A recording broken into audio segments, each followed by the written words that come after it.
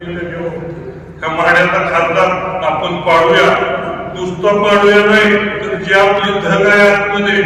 ती पूर्ण ताकदीनं लावून हा अकार्यक्षम आणि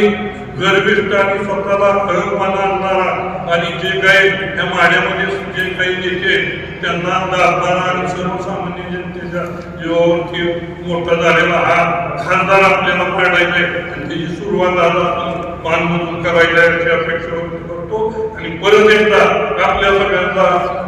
आपण या ठिकाणी आला त्याबद्दल मनापासून धन्यवाद देतो. आपण सगळ्यांनी एक करायचं आहे, माडा आणि पाडा,